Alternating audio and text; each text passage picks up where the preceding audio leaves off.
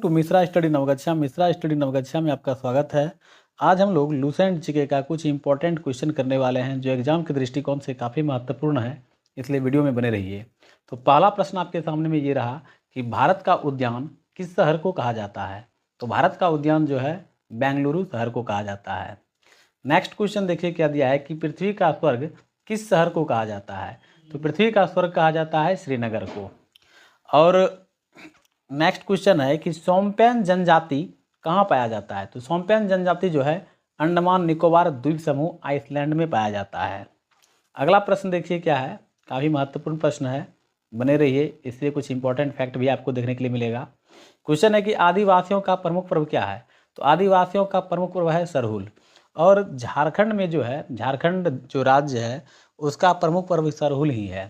तो झारखंड का एक पर्व और है जिसका नाम है छऊ। तो आदिवासियों के द्वारा जो है यह सरहुल पर्व मनाया जाता है। नेक्स्ट प्रश्न है कि भारत के राष्ट्रीय आय में सर्वाधिक योगदान किस क्षेत्र का है।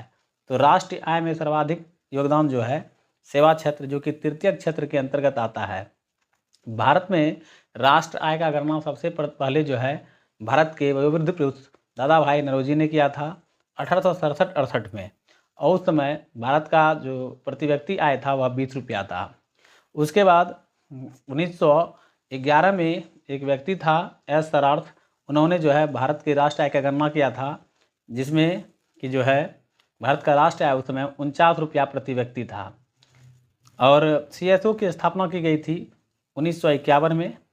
नेक्स्ट प्रश्न देखिए क्या है कि नीति आयोग का गठन कब किया गया था। नीति आयोग का गठन 1 जनवरी 2015 को किया गया था। इसके पहले नीति आयोग का नाम था योजना आयोग, जो कि 1950 में लागू किया गया था, लेकिन बाद में जो है 1 जनवरी 2015 को योजना आयोग को हटाकर नीति आयोग बना दिया गया। चलिए अगला प्रश्न देखते हैं क्या है। अगला प्रश्न आपके सामने में ये रहा कि भारत में अटल पेंशन योजना की शुरुआत कब की गई थी। तो अटल पेंशन योजना की शुरुआत की गई थी 9 मई 2015 को किया गया था।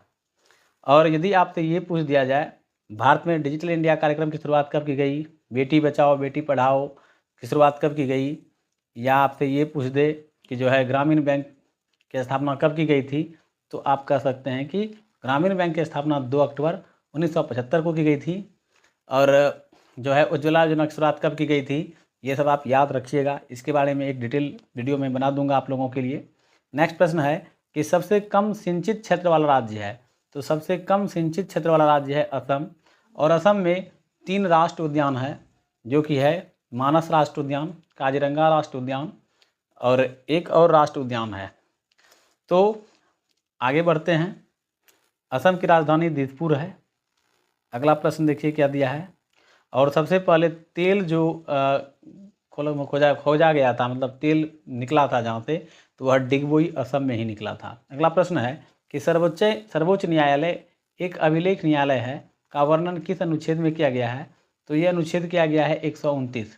और अनुच्छेद 40 जो है वह ग्राम पंचायत के संगठन से है। अनुच्छेद 1 जो है भारत राज्यों का संघ है, इससे संबंधित है। इसी तरह से मैं अनुच्छेद जो है जितना भी है उसके बारे में एक विस्तृत वीडियो लाने का प्रयास करूंगा। यदि आप लोग लाइक सब्सक्राइब करते हैं मेरे चैनल को, तो आपको डिटेल में इस चीज़ को भी देखने के लिए मिलेगा। अगला प्रश्न देखिए क्या है कि छठा संविधान संशोधन कब हुआ था। तो छठा संविधान संशोधन 1956 में हुआ था। इसके पहले मैंने बता दिया है कि पहला, दूसरा, तीसरा, चौथा, पाँचवा कब संविधान संशोधन किया गया था और उसमें क्या बात बताई गई थी। आगे प्रश्न देखिए कि जी का मान कहाँ पर सबसे महत्तम होता है। तो याद रखना है आप लोगों को, जी का मान सबसे महत्तम होता है ध्रुव पर और सबसे न्यूनतम होता है विषुवत रेखा पर। और यदि आप पृथ्वी की सतह से ऊपर या नीचे आते हैं तो जी का मान घटता है। नेक्स्ट प्रश्न देखिए क्या दिया है। अगला प्रश्न है, बहुत ही वीवीआई प्रश्न है, आप लोग बने रहिए वीडियो में, कि समुद्री जल में ध्वनि की चाल कितनी होती है। तो समुद्री जल में ध्वनि की चाल होती है 1533 मीटर पर सेकेंड। यदि आपसे पूछ दे कि वायु में ध्वनि की चाल कितनी होती है, तो 330 मीटर पर सेकेंड होता है। अगला प्रश्न देखिए क्या है कि अगर आपसे पूछे कि सबसे ज़्यादा ध्वनि की चाल किसमें होती है, तो इस्पात में होता है, यानी लोहे में 5130 मीटर पर सेकेंड। अगला प्रश्न है कि 1 कैलोरी में कितने जूल होते हैं। तो 1 कैलोरी में 4.186 जूल होते हैं। यही यदि आपसे पूछे कि 1 किलो कैलोरी में कितने जूल होते हैं तो आप कहिएगा 4186 जूल। अगला प्रश्न है कि गुप्त ऊष्मा का एसआई मात्रक क्या होता है? गुप्त ऊष्मा का एसआई मात्रक होता है जूल प्रति किलोग्राम। अगला प्रश्न देखिए क्या है, नेक्स्ट क्वेश्चन बहुत ही वीवीआई क्वेश्चन है। क्वेश्चन है कि सोलर कुकर में किस दर्पण का उपयोग किया जाता है? तो सोलर कुकर में अवतल दर्पण का उपयोग किया जाता है।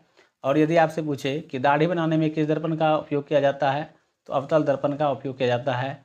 यहाँ तक कि वाहनों के हेडलाइट, सर्चलाइट, बैकलाइट इत्यादि में भी जो है अवतल दर्पण का प्रयोग किया जाता है। नेक्स्ट क्वेश्चन देखिए क्या है, विद्युत धारा के चुंबकीय प्रभाव की खोज किसने किया था? तो चुंबकीय प्रभाव का खोज ऑस्टेड ने किया था, जबकि विद्युत चुंबकीय जो है प्रेरण सिद्धांत का खोज किया था माइकल फैराडे ने।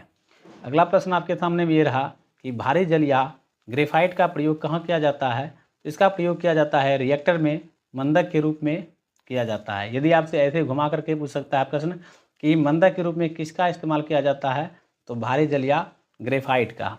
यदि आपसे पूछे कि रिएक्टर में जो है ईंधन के रूप में किसका इस्तेमाल किया जाता है तो आप बता सकते हैं, जैसा कि आप यहाँ प्रश्न के माध्यम से देख भी पा रहे होंगे कि जो है रिएक्टर में ईंधन के रूप में किसका इस्तेमाल किया जाता है तो यूरेनियम 235 और प्लूटोनियम 239।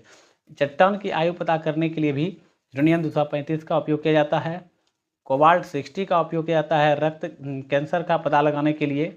और ऑर्सेनिक का उपयोग किया जाता है जो है ऑर्सेनिक 274 का उपयोग किया जाता है ब्रेन ट्यूमर का पता लगाने के लिए। आगे देखिए कि दूर की वस्तुओं को देखने में किस उपकरण का प्रयोग किया जाता है? तो दूर की वस्तुओं को देखने में बाइनोक्यूलर, इसको हम लोग दूरबीन भी कहते हैं, इसका इस्तेमाल किया जाता है। यदि आपसे पूछे कि दूर की वस्तुओं को स्पष्ट देखने के लिए किस यंत्र का प्रयोग किया जाता है तो टेलीस्कोप का प्रयोग किया जाता है। चलिए अगला प्रश्न देखते हैं क्या है। नेक्स्ट प्रश्न देखिए कि ज्योति फ्लक्स का एसआई मात्रक क्या होता है? तो ज्योति फ्लक्स का एसआई मात्रक होता है ल्यूमेन। यदि आपसे पूछ दे विद्युत धारिता का एसआई मात्रक क्या होता है तो फैराडे होता है। यदि आपसे पूछ दे कि रेडियन कौन का एसआई मात्रक क्या होता है तो स्टेरेडियन होता है।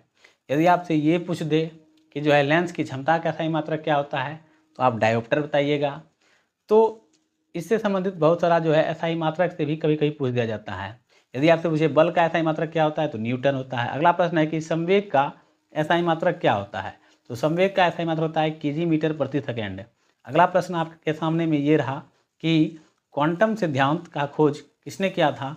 तो क्वांटम सिद्धांत का खोज किया था मैक्स प्लांक ने। नेक्स्ट प्रश्न है कि सापेक्षता का सिद्धांत किसे कहा सापेक्षता का सिद्धांत का खोज किसने किया था? तो अल्बर्ट आइंस्टीन ने किया था। यदि पूछे भारत का आइंस्टीन किसे कहा जाता है तो आप कहिएगा नागार्जुन को। यदि पूछे कि भारत का शेक्सपियर किसे कहा जाता है तो कालिदास को। यदि आपसे पूछे भारत का मैकियावेली किसे कहा जाता है तो आप कहिएगा कौटिल्य को। और कौटिल्य का नाम था विष्णुगुप्त। इन्होंने ही जो है अर्थशास्त्र की रचना किया था और ये चंद्रगुप्त मौर्य के गुरु थे। अगला प्रश्न है कि बुशमैन कहाँ का जनजाति है? तो बुशमैन जो है कालाहारी मरुस्थल का एक जनजाति है। इसी प्रकार जनजाति से भी कई तरह का प्रश्न पूछा जाता है। पूछेगा पिग्मीज कहाँ की जनजाति है तो आप बताइएगा, ये शायद कनाडा का जनजाति है। इसी तरह से और भी कई प्रकार के जनजाति आपसे पूछा जाएगा। पूछेगा भारत में सबसे ज़्यादा कौन सी जनजाति पाई जाती है तो गौंड जनजाति पाई जाती है। अगला प्रश्न है कि रेहला किसकी रचना है? तो ये एक यात्रा वृत्तांत है जो कि इब्न बतूता का रचना है। और पूछेगा इब्न बतूता कहाँ का रहने वाला था तो मोरक्को का रहने वाला था। अगला प्रश्न है कि वैन-सॉन्ग भारत किसके शासनकाल में आया था? तो वैन-सॉन्ग हर्षवर्धन के शासनकाल में भारत आया था। अगला प्रश्न देखिए क्या है, काफ़ी महत्वपूर्ण प्रश्न है कि एहोल अभिलेख जो है वह किस शासक से संबंधित है? यह पुलकेशिन द्वितीय से संबंधित है। मंदसौर अभिलेख का भी आपसे पूछ दे तो ये है मालवा नरेश यशोवर्मन से। अगला प्रश्न है कि रोपर किस नदी के किनारे स्थित है? तो यह है सतलज नदी के किनारे स्थित है। सतलज नदी को क्या कहा गया है तो शतुद्री कहा गया है। व्यास नदी को विपाशा कहा गया है। चिनाब नदी को जो है अस्किनी कहा गया है, प्राचीन नाम है इसका, याद रखिएगा। एग्जाम्पल के तौर पर आप देख भी रहे होंगे कि व्यास नदी का प्राचीन नाम क्या था तो विपाशा नाम था। नेक्स्ट प्रश्न देखिए, मैंने अभी आपको जस्ट इस प्रश्न के बारे में बताया कि जो है कि मंदसौर अभिलेख किस शासक से संबंधित है? यह है मालवा नरेश यशोवर्मन से। अगला प्रश्न है कि मनुष्य में अस्थायी निवास की प्रवृत्ति किस काल में विकसित हुई? तो नवपाषाण काल में। और नवपाषाण काल में ही जो है मनुष्य ने सबसे पहले जानवर मतलब किस जानवर को पालतू बनाया? तो आपसे यदि पूछा जाए तो आप कहिएगा कुत्ता। तो नवपाषाण काल में ही जो है कुत्ता को पालतू बनाया गया था और अस्थायी निवास की प्रवृत्ति भी विकसित हुई थी। और इसी में जो है तांबा का भी शायद खोज किया था मनुष्य ने। अगला प्रश्न देखिए क्या है, काफ़ी महत्वपूर्ण है। अगला प्रश्न है कि द्वितीय बौद्ध संगति कब आयोजित किया गया था? यह 383 ईसा पूर्व में आयोजित किया गया था। यदि आपसे पूछे कि प्रथम बौद्ध संगति कब आयोजित किया गया था? तो 483 में आयोजित किया गया था और यह राजगृह में आयोजित किया गया था। जबकि द्वितीय बौद्ध संगति का आयोजन यदि आपसे पूछे कहाँ किया गया था? तो वैशाली में किया गया था। अगला प्रश्न है कि बुद्ध ने अपना प्रथम उपदेश कहाँ दिया था? तो सारनाथ ऋषिपत्तनम में दिया था। यदि यही आपसे पूछ ले कि बुद्ध ने सर्वाधिक उपदेश कहाँ दिया था? तो कौशल देश की राजधानी श्रावस्ती में दिया था। यदि आपसे पूछ दे कि गौतम बुद्ध का जन्म कहाँ हुआ था? तो नेपाल के लुम्बिनी में हुआ था। यदि आपसे पूछे कि गौतम बुद्ध के पिता का नाम क्या था? तो शुद्धोधन। यदि आपसे पूछ दे कि गौतम बुद्ध की पुत्री का माता का नाम क्या था? तो आप कह सकते हैं माया देवी। और इसका लालन पालन क्या था? प्रजापति गौतमी जो उसकी मौसी थी, और इसकी पत्नी का नाम यशोदा और पुत्र का नाम राहुल था। अगला प्रश्न देखिए क्या है, बहुत ही महत्वपूर्ण प्रश्न है कि महात्मा बुद्ध ने सर्वाधिक उपदेश कहाँ दिया? तो मैंने आपको बताया अभी जस्ट, कौशल देश की राजधानी श्रावस्ती में दिया था। अगला प्रश्न है कि एक मैं बताना चाहूँगा कि महात्मा बुद्ध ने जो पहला उपदेश दिया था सारनाथ में, उसी को धर्म चक्र प्रवर्तन भी कहा गया है। अगला प्रश्न है कि अजातशत्रु का उपनाम क्या था? तो अजातशत्रु का उपनाम था कुनिक, और ये जो है हर्यक वंश का शासक था। अगला प्रश्न है कि पल्लव वंश का संस्थापक कौन था? तो पल्लव वंश के संस्थापक थे सिंह विष्णु। अगला प्रश्न देखिए, यदि वीडियो पसंद आए तो लाइक शेयर अवश्य कीजिए। अगला प्रश्न है कि लाख बख्श किसे कहा जाता है? तो लाख बख्श कहा जाता है कुतुबुद्दीन ऐबक को। कुतुबुद्दीन ऐबक मोहम्मद गौरी का दास था। कुतुबुद्दीन ऐबक ने जो है 1206 से लेकर के 1210 तक शासन किया था। कुतुबुद्दीन ऐबक को लाहौर में दफनाया गया था। कुतुबुद्दीन ऐबक ने ही जो है कुतुब मीनार का निर्माण किया था, और कुतुबुद्दीन ऐबक को ही लाख बख्श भी कहा जाता है। और अगला प्रश्न है कि कुतुबुद्दीन ऐबक का गुलाम था इल्तुतमिश, जिसे जो है गुलामों का गुलाम भी कहा जाता है। तो इस तरह से प्रश्न पूछा जा सकता है कि गुलामों का गुलाम किस शासक को कहा जाता है? तो इल्तुतमिश को कहा जाता है। अगला प्रश्न है कि गोस्वामी तुलसीदास का जन्म कहाँ हुआ था? तो गोस्वामी तुलसीदास का जन्म हुआ था उत्तर प्रदेश के बांदा जिले में। और गोस्वामी तुलसीदास जो थे ये अकबर और महाराणा प्रताप के समकालीन थे। और गोस्वामी तुलसीदास ने एक पुस्तक का भी रचना किया था जिसका नाम था रामचरितमानस। इस तरह से प्रश्न पूछा जा सकता है कि रामचरितमानस पुस्तक के लेखक कौन हैं? तो इसके लेखक हैं गोस्वामी तुलसीदास। अगला प्रश्न है कि अकबर ने जजिया कर को कब समाप्त किया था? तो अकबर ने जो है 1564 ईस्वी में जजिया कर को समाप्त किया था। और अकबर का जन्म हुआ था 1542 में और मृत्यु हो गया था 1605 में। और अकबर को जो है सिकंदरा में दफनाया गया था। अगला प्रश्न है कि शिवाजी के पिता का नाम क्या था? तो शिवाजी के पिता का नाम था शाहजी भोसले। और यदि आपसे पूछे कि शिवाजी के माता का नाम क्या था? तो शिवाजी के माता का नाम था जीजाबाई। आप देख रहे होंगे। अगला प्रश्न है कि मुगल कालीन अर्थव्यवस्था का आधार क्या था? तो मुगल कालीन अर्थव्यवस्था का आधार था चांदी का रुपया। अगला प्रश्न है कि शिवाजी के मंत्रिमंडल को क्या कहा जाता था? तो शिवाजी के मंत्रिमंडल को अष्टप्रधान कहा जाता था। काफ़ी इंपॉर्टेंट प्रश्न है, एग्जाम में कई बार पूछा गया है, इसलिए आप लोग वीडियो को देखिए और लाइक सब्सक्राइब और मेरे चैनल को शेयर कीजिए, वीडियो को शेयर कीजिए सॉरी। अगला प्रश्न है कि पानीपत का तृतीय युद्ध किसके बीच हुआ था? तो यह हुआ था मराठा एवं अहमद शाह अब्दाली के बीच। और इसमें जो है मराठों की हार हुई थी और अहमद शाह अब्दाली की सेना जीत गई थी। यदि आपसे पूछे कि बाबर के पिता का नाम क्या था? तो बाबर के पिता का नाम था उमर शेख मिर्ज़ा। यदि आपसे पूछे कि मुगल वंश के संस्थापक कौन थे? तो आप कहिएगा बाबर। यदि आपसे पूछे कि पानीपत का प्रथम युद्ध कब हुआ था? तो आप कहिएगा 1526 ईस्वी में हुआ था। और किसके बीच हुआ था? तो यह हुआ था बाबर और इब्राहिम लोदी के बीच। यदि आपसे पूछे कि पानीपत का द्वितीय युद्ध कब हुआ था? तो आप कह सकते हैं कि 1556 में पानीपत का द्वितीय युद्ध हुआ था, अकबर और हेमू के बीच हुआ था। अकबर इसमें विजयी रहा। और यदि आपसे पूछे पानीपत का तृतीय युद्ध कब हुआ था? तो आप कह सकते हैं 1761, जो कि मराठा एवं अहमद शाह अब्दाली के बीच, अब्दाली की सेना के बीच हुआ था। इस तरह से यदि वीडियो पसंद आए तो लाइक शेयर अवश्य कीजिएगा मेरे चैनल को। और यदि आप चाहते हैं कि इसका डिटेल एनालिसिस मिले आपको, तो आप मेरे व्हाट्सअप नंबर से जुड़िए, आपको मैं PDF प्रोवाइड कर दूंगा। और जो भी इम्पोर्टेंट क्वेश्चन होगा लूसेंट जीके से, तो मेरे वीडियो में बने रहिए, मतलब चैनल के माध्यम से, ताकि आपको बेनिफिट हो। मिलते हैं नेक्स्ट पार्ट में। थैंक यू, धन्यवाद।